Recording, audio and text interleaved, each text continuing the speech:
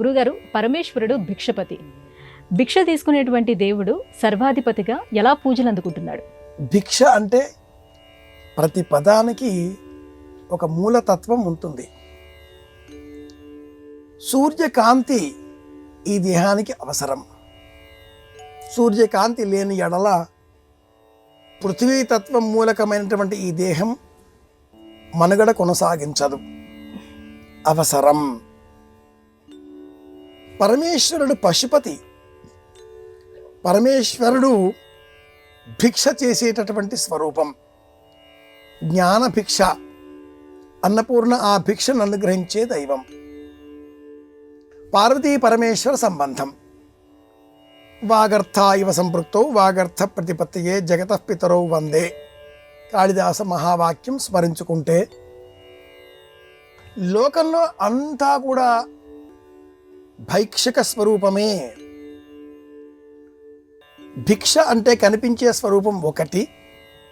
భైషజ్యమైనటువంటి ఈ భిక్షుక స్వరూపం భిషక్కుగా అంటే వైద్యుడిగా పరమేశ్వరుడు అనుసరించేటటువంటి భైక్షుక వృత్తి రెండు పరస్పరాధారితములైనవి. మనం అందించేటటువంటి భక్తిని, నమస్కారాన్ని, ప్రేమను, అభిమానాన్ని భిక్షగా స్వీకరించిన పరమేశ్వరుడు మనకు అనుగ్రహంగా ఆనందాన్ని ఆశీర్వాద రూపంలో అందిస్తాడు. పరస్పర శ్లిష్ట, రెండు ఒకదానిలో మరి ఒకటి ఆధారపడి ఉన్నవి, ముడిపడి ఉన్నవి. అన్నపూర్ణే సదాపూర్ణే శంకర ప్రాణవల్లభే జ్ఞాన వైరాగ్య సిద్ధ్యర్థం భిక్షాం దేహీ చ పార్వతి. జ్ఞాన వైరాగ్య సిద్ధ్యర్థం పరమేశ్వరుడు భిక్ష స్వీకరించే సమయంలో వినియోగించే శబ్దజాలం ఇది అంటూ ఆదిశంకరుల వారు మన ముందు ఇలా ప్రస్తావన చేస్తున్నారు. మనం కూడా జ్ఞానాన్ని, వైరాగ్యాన్ని వేడుకుంటూ శివార్పణంగా చేసే భక్తి ప్రపత్తులతో సమర్పణలో అక్కడ శివుడు మాత్రమే లేడు, శివా అమ్మవారు కూడా ఉన్నారు. శివ అంటే పార్వతి, శివ అంటే పరమేశ్వరుడు. పూర్వకాలంలో సంప్రదాయం తెలిసిన ప్రాచీనులు ఇల్లాలిని వశే వశే వశే అనేటటువంటి వారు.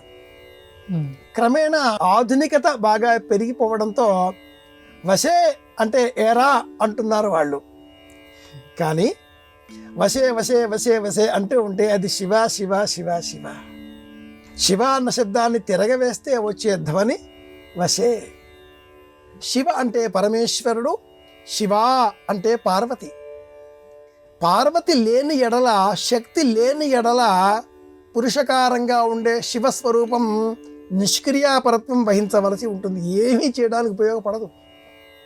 ఇల్లా లేకపోతే ఏ ఇంట్లోనండి టిఫిన్ దొరికేది, భోజనం లభించేది, కాఫీ కూడా ఉండదు కదా. ఇల్లాలు ఉంటేనే ఏదైనా కదా. ఇల్లాలు ఈ పదం ఉంది, ఇల్లాడు అన్న పదం లేదు. ఇల్లాలు, ఇల్లాడు లేదు. శివుడు, శివా, పార్వతి లేని ఎడల నిరుపయోగం. శివాభ్యాం చూడాలంకృత శశికళాభ్యాం. శివానందలహరి చేస్తూ జగద్గురుడు శంకరభగవత్పాదుల వారు అందించిన ఈ స్తోత్రంలో ఒకరిని విడిచి మరి ఒకరు లేరు. చంద్రుడిని విడిచి వెన్నెల ఉంటుందా? ఉండదు కదా. కాబట్టే భిక్షుపతి అన్న పదం లోకంలో వ్యాపకంలో లేకపోయినా ప్రశ్నగా అడిగావు కాబట్టి సమాధానంగా ఇలా సమర్థించుకోవలసి వస్తున్నది. ఆయన పశుపతి. ఈ లోకాలకన్నింటికీ కూడా జ్ఞానాన్ని, వైరాగ్యాన్ని అందించమని మన తరఫున ప్రతినిధిగా శక్తిని, అన్నపూర్ణనే ఆ స్వామి వేడుకుంటున్నాడు. ఇలా అర్థం చేసుకుందాం.